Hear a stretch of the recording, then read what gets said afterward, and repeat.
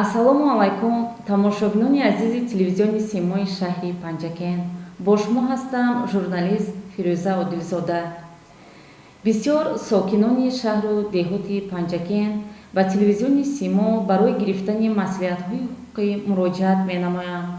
Бо ин мақсад мо даъват намудем ҳуқуқшиноси давлатии маркази ёрии ҳуқуқии Вазорати Адлияи Ҷумҳурии Тоҷикистон дар шаҳри Панҷакен Дилфуза Исоеваро ба барнома. Хушомадед, муаллима. Ташаккур. Шумо бо маслиҳатҳои хеш гиреҳи бисёр мушкилоти ҳуқуқии сокинони шаҳру деҳоти Панҷакенро мекушоед. Боварӣ ва эътимоди бисёр шаҳрвандонро соҳиб гаштаед ва мушкилоти мардумро ҳал кардан кори саҳл нест. Шумо дар баробари зан будану зиндагисоз будан, корҳои хонаро ба анҷом расонидан боз як касби пуршарафу бисёр пурмасъулиятро ба дӯш доред. Мушкилӣ пеш намеояд? Албатта хеле саволи ба маврид аст. Ман муддати 4 сол мешавад ки аз соли 2016 ҳамчун ҳуқуқшиноси калони давлатӣ дар маркази ёрии ҳуқуқии ройгони Вазорати Адлияи Ҷумҳурии Тоҷикистон дар шаҳри Панҷакен вазифаи худамро адо мекунам ва ман хеле хушбахт аз он ҳастам ки имрӯз ба ман мардум муроҷиат мекунанд бо боварӣ, бо эътимод, яъне ки дари маро мекӯбанд, ба ман муроҷиат мекунанд ва ман то ҳадди имкон то он дараҷае ки донишҳои ҳуқуқии ман мерасад кӯшиш ба харҷ медиҳам ки мушкилоти мардумро дар ин соҳа ҳаллу фасл намоям. Ва ҳаминро ногуфта намонад ки мардум имрӯз нисбати масъалаҳои ҳуқуқӣ хеле таваҷҷӯҳи калон зоҳир карда истоданд ва ман хурсанд аз он ҳастам ки дар бисёр масъалаҳо шаҳрвандон имрӯз хеле зираку доно шуданд ва масъалаҳое ки имрӯз шаҳрвандон ба ман шахсан муроҷиат мекунанд бисёр аз масъалаҳои оилавӣ сар мезанад. Яъне ин муносибатҳо вобаста ба никоҳ, ба оила, ба гирифтани алимент, ба муқаррар кардани падарӣ, яъне факти муқаррар кардани падарӣ ва бисёр ҳолатҳо мебошанд. Дар ин ҷо савол шумо додед ки оё вазифаи ман ки ҳамчун ҳуқуқшинос дар радифи рисолати модари зан буданро иҷро карданам ягон мушкилие эҷод намекунад? Ҳаминро гуфтанӣ ҳастам ки шахсе ки касбашро дӯст медорад, шахсе ки сарсупурдии касби хеш аст, ягон мушкилиро намебинам. Ман ҳатто хурсанд аз он мешавам ки шаҳрвандон имрӯз бо як эътиқоду боварӣ, бо самимият ба ман муроҷиат мекунам ва ман ҳар лаҳза омода ҳастам ки ба шаҳрвандон ёрии ҳуқуқи худамро дариғ надорам. Оила таърихи хеле дуру дароз дорад ва ячейки ҷамъият маҳсуб меёбад. Давлат оиларо зери ҳимояи худ қарор додааст. Дар баробари никоҳҳои ба расмият дароварда, мутаассифона дар Ҷумҳурии Тоҷикистон ҳоло ҳам никоҳҳое ки ба расмият надароварданд хеле зиёд вуҷуд доранд. Нисбати ин падидаи номатлуб шумо чӣ назар доред? Ташаккур. Хеле саволи ба маврид аст. Пеш аз он ки ба ин саволи шумо ман ҷавоб гуфта бошам, ҳаминро қайд карда мегузарам ки масъалаҳои никоҳ, оила дар Ҷумҳурии Тоҷикистон тибқи Конститутсияи Ҷумҳурии Тоҷикистон, тибқи Кодекси оила ва дигар санадҳои байналмилалие ки Тоҷикистон онҳоро эътироф кардааст, танзим карда мешавад. Тибқи моддаи 1 Кодекси оилаи Ҷумҳурии Тоҷикистон дар Тоҷикистон танҳо он никоҳҳои эътироф карда мешаванд ки дар мақомоти сабти асноди ҳолати шаҳрвандӣ ба қайди давлатӣ гирифта шудаанд. Никоҳҳое ки дар дигар ҷойҳо ба қайд гирифта мешаванд, яъне ки эътибори ҳуқуқӣ надоранд. Яъне ин никоҳҳое ки шумо гуфтед тариқи расму оинҳои динӣ сурат мегиранд. Аз рӯи маълумоти оморие ки имрӯз аз тарафи бахши сабти асноди ҳолати шаҳрвандии шаҳри Панҷакен ба мо дастрас шудааст, дар шаҳри Панҷакен 178 никоҳ бекор карда шудааст ки аз ин шумора 134 бо ҳалномаи суд ва 44 он бо аризаи якҷои зану шавҳар дар мақомоти сабти асноди шаҳрвандӣ бекор карда шудааст. Паёмадҳои никоҳҳои ба расмият надаровардаро шарҳ диҳед. дар байни зану мард ягон хел ҳуқуқу ӯҳдадориҳо ба вуҷуд намеояд. Агар дар никоҳи давлатӣ байни зану мард ҳуқуқу ӯҳдадориҳо ба вуҷуд ояд, дар никоҳи ғайрирасмӣ аллакай ин ҳуқуқи ӯҳдадориҳо ба вуҷуд намеояд. Ва вақт аз оне ки фарзанд таваллуд мешавад, мушкилотҳои зиёде эҷод мешавад. яъне ки мард намехоҳад ки рафта муносибатҳояшро қонунӣ кунад ё ба фарзанди худаш насабашро диҳад. дар ин вақт зан маҷбур мешавад ки ба мақомоти сабти асноди ҳолати шаҳрвандӣ барои гирифтани шоҳидотномаи таваллуд муроҷиат кунад. лекин аз он сабаб ки аризаи падари кӯдак нест, дар ин ҷо кормандони мақомоти асноди ҳолати шаҳрвандӣ бо додани хулосаи инкор яъне хоҳиши занро иҷро кардан наметавонанд. дар ин вақт зан маҷбур мешавад ки ба суди маҳалли зисти худаш оиди муқаррар кардани падарӣ муроҷиат кунад, ки ин хеле ҳам як мушкилиҳо барои худи зан ва он кӯдаки аз ҳамин никоҳ ба дунё меояд мушкилоти зиёдро эҷод мекунад. ё вақте ки оила пош мехӯрад. бале, чӣ хеле ки ман ба шумо гуфтам, давлат танҳо он никоҳеро эътироф мекунад ки дар сабти асноди ҳолати шаҳрвандӣ ба қайди давлатӣ гирифта шудааст. ин никоҳое ки байни зану мард ба вуҷуд меоянд, инҳо дар назди давлат ҳамчун никоҳи давлатӣ шуморида намешаванд. инҳо ҳамчун зану шавҳар нестанд. инҳо ҳамчун як шаҳрвандоне ки дар як ҷо инҳо ҳамзист ҳастанд. дар назди қонун инҳо ҳамчун на зану шавҳар, балки ҳамзист ҳастанд.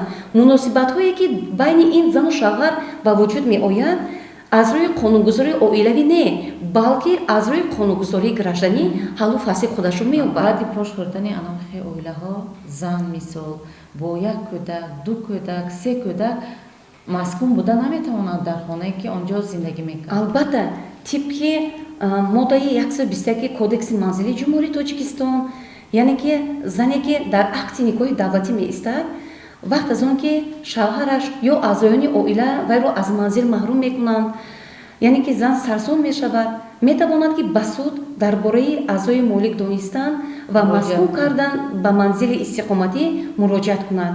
лекин ин ҳуқуқҳо бошад аз он никоҳое ки ба таври ғайрирасмӣ ба вуҷуд омдан мушкилиҳо, монеаҳо эҷод мекунад ба зан.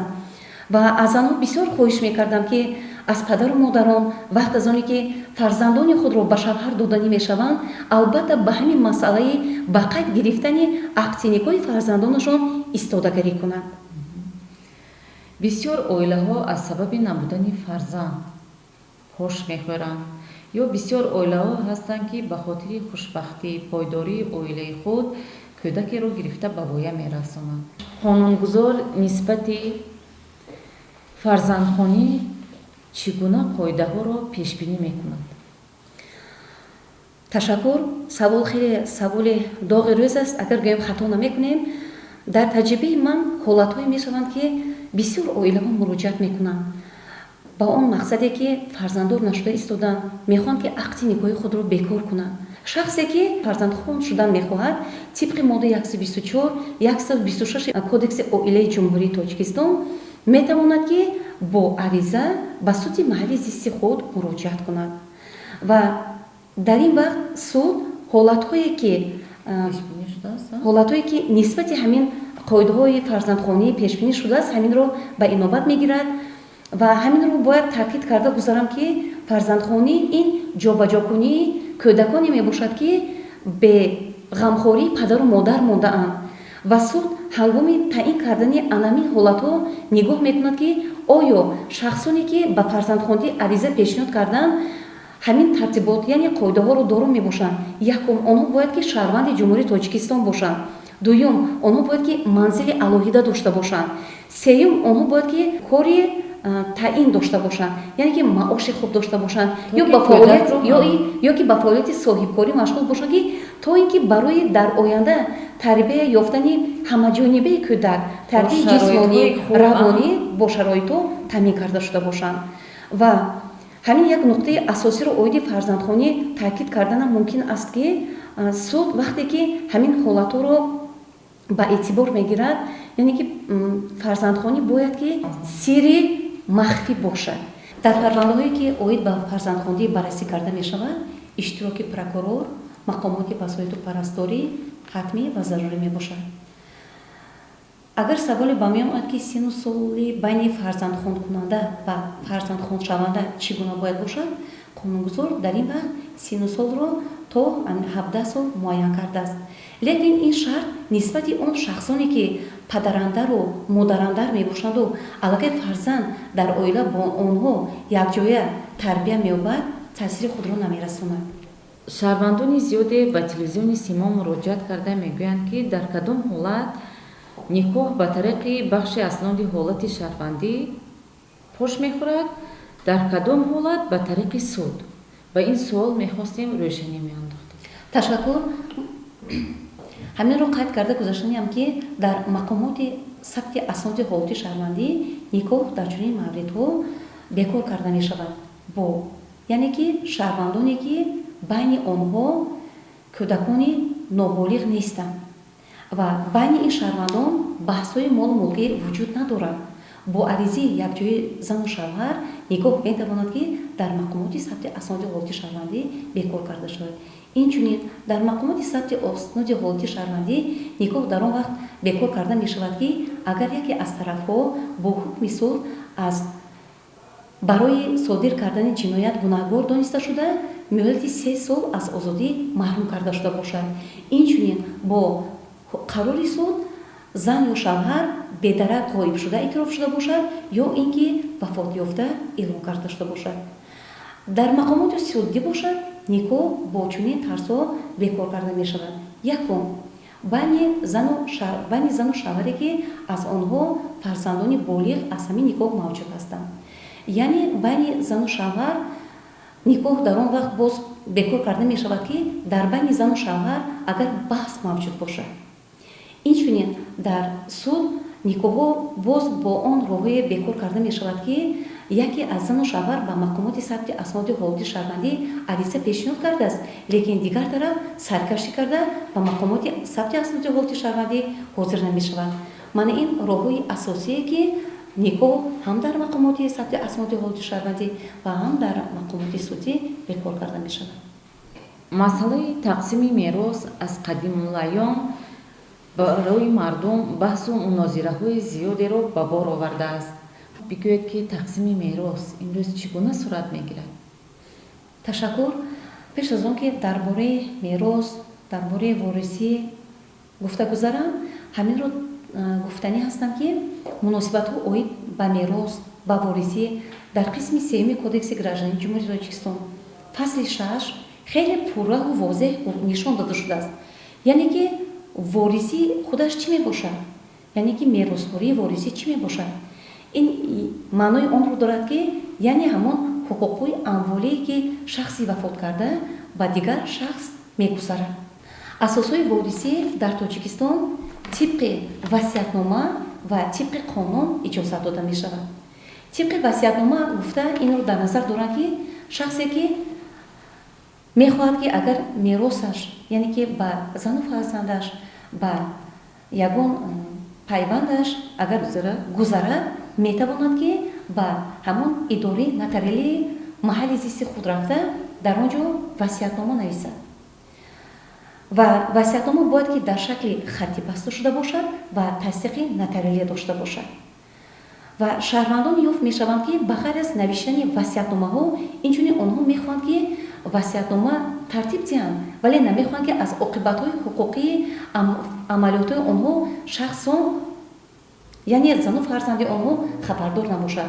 дар ин вақт онҳо метавонанд ки хоҳиши худро ба нотариус гӯянд ва васиятномаи махфӣ банданд ки ин васиятномаи махфӣ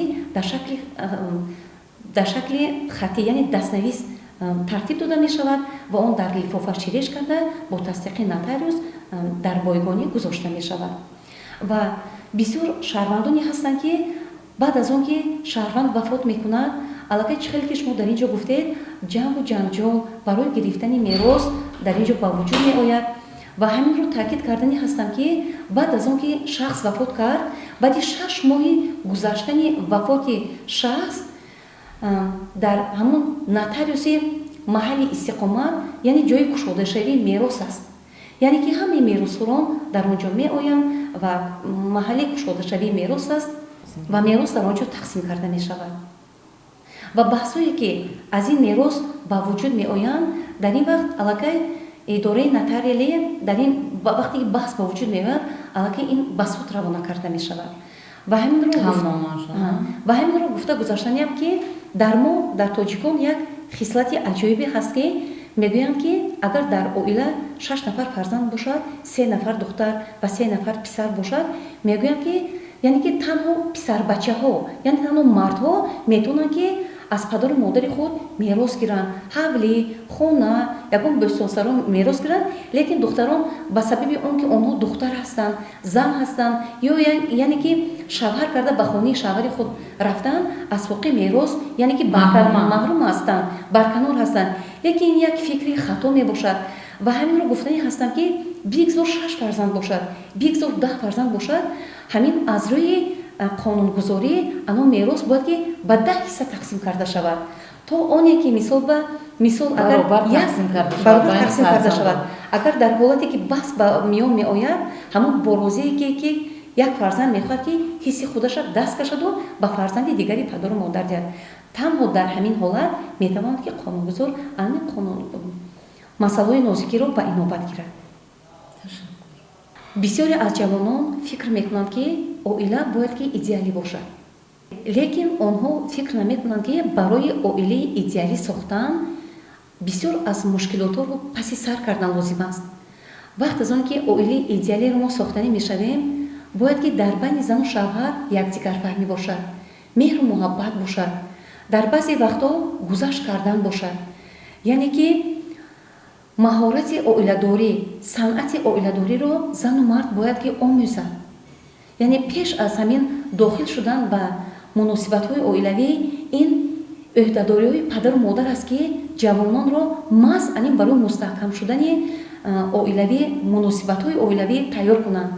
ва аз ҷавонони имрӯза хеле эҳтиромона хоҳиш мекардам ки вақт аз он ки фикри бекор кардани акти никоҳи худро, яъне фикри пош кардани оилаи худро ба пеш мегузоранд, яъне бояд оқибатҳои он муносибатҳое ки дар оянда ба онҳо вуҷуд меояд, инро фикр кунанд.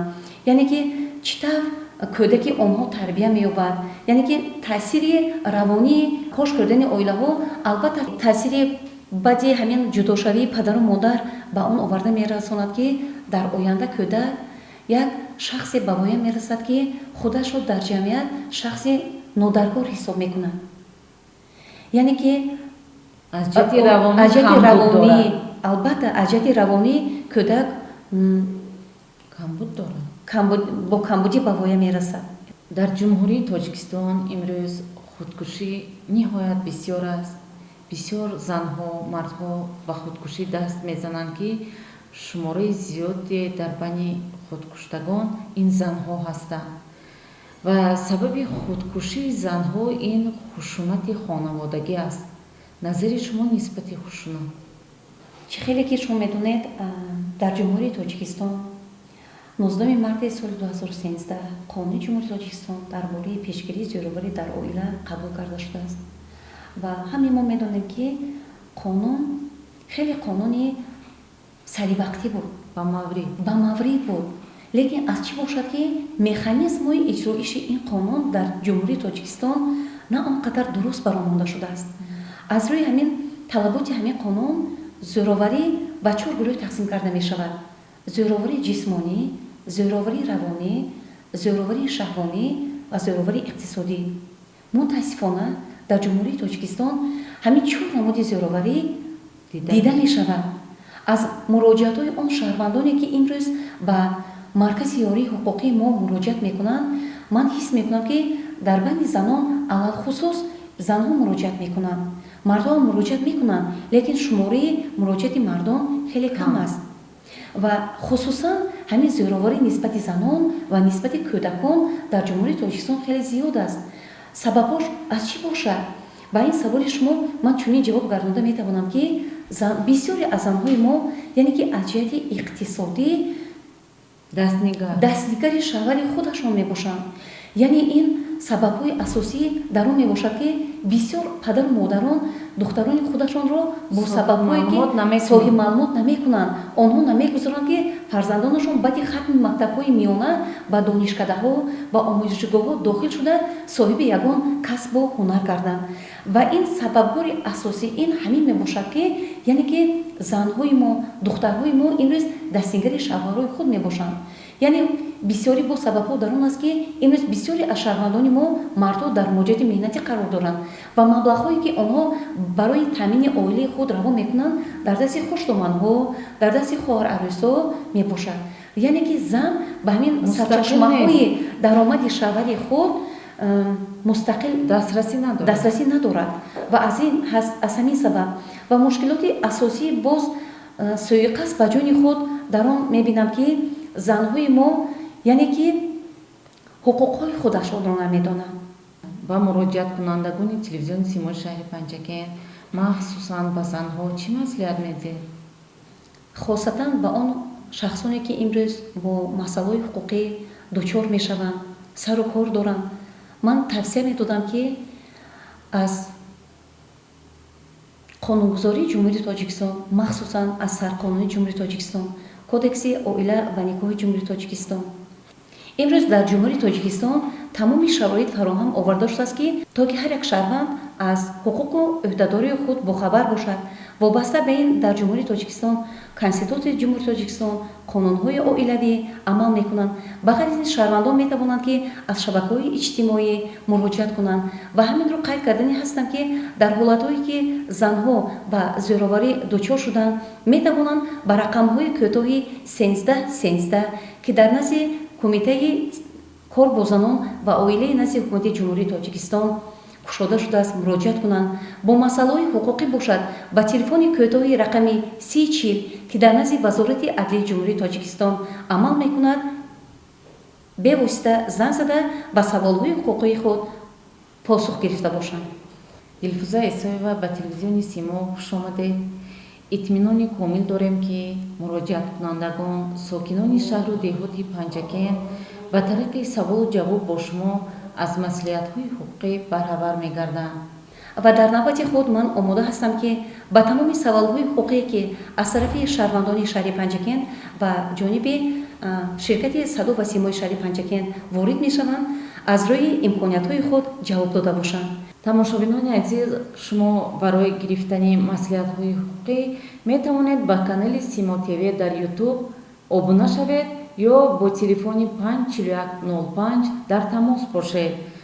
Дилфуза Исоева, ҳуқуқшиноси давлатии Маркази ёрии ҳуқуқии Вазорати Адлияи Ҷумҳурии Тоҷикистон дар шаҳри Панҷакен аз рӯи донишу малака ва таҷрибаи андӯхтаи хеш ба шумо маслиҳатҳои муфид хоҳанд дод. хайр, то барномаҳои навбатӣ хуш бошед.